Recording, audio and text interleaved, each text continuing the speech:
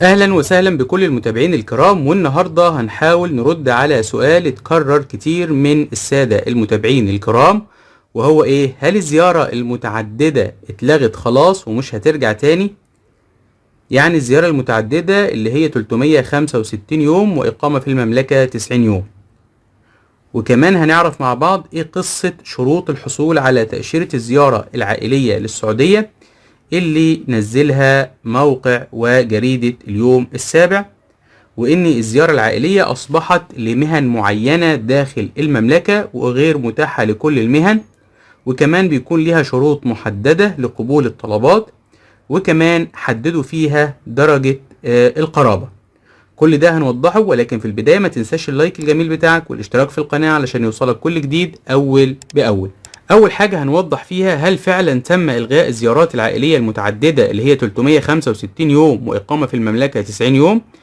الإجابة طبعا لا، لأن الزيارات العائلية المتعددة اللي هي 365 يوم شغالة لدول تانية كتير غير مصر وال 14 دولة العربية اللي كان تم إيقاف الزيارة العائلية ليهم خلال موسم الحج.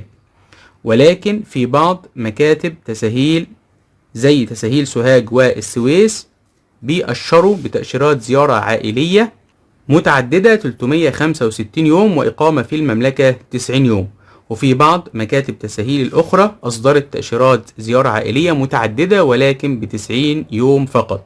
وزي ما احنا كلنا عارفين ان السبب في ده ان اصبحت حاليا السفارة السعودية هي اللي بتحدد الكلام ده، فعشان كده بدأنا نشوف انواع مختلفة من تأشيرات الزيارة العائلية، وكل ده بيرجع للسفارة. وبالتالي الزيارات العائلية شغالة، ولكن حاليا المملكة بتجهز لضوابط جديدة هتفاجئ بيها الكل الفترة اللي جاية، وهي حاليا شغالة على ضبط هذه القواعد وتحديث منصة التأشيرات مع منصة أبشر استعدادا لتطبيق مثل هذه التحديثات. نيجي بقى لخبر مهم نشرته جريدة اليوم السابع، وهو شروط الحصول على تأشيرات الزيارة العائلية للسعودية، وحددوا فيها المهن المقبولة للحصول على تأشيرة زيارة عائلية، وحددوا كمان الشروط الواجب توافرها للموافقة على طلب الزيارة، وحددوا كمان درجة القرابة. وبص معايا على الشاشة كده وهقول لك رأيي في النهاية للحاجات دي. العنوان كده بتاع البوست بيقول لك شروط الحصول على تأشيرات الزيارة العائلية للسعودية. أول حاجة بدأوا يتكلموا فيها على المهن المقبول فيزة الزيارة العائلية ليهم.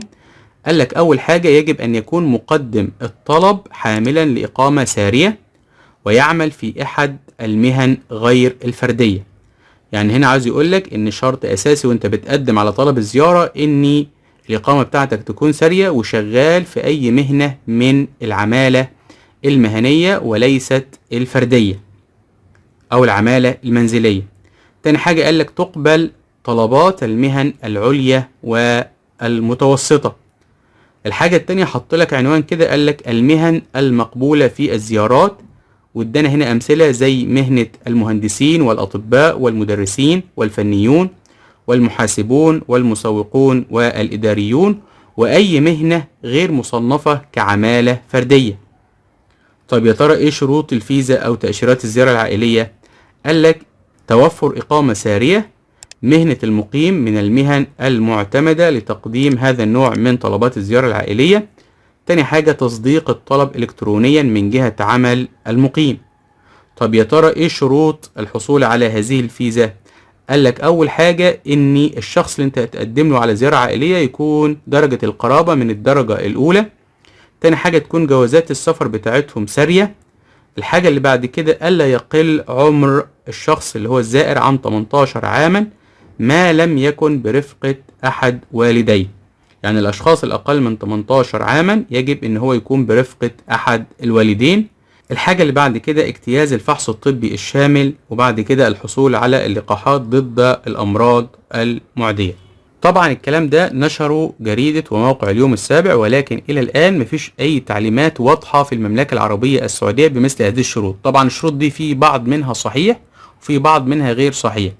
على سبيل المثال إن حاليا الزيارات العائلية أصبحت متاحة لكل المهن داخل المملكة بما فيهم العمالة الفردية كالسائق الخاص والعمالة المنزلية.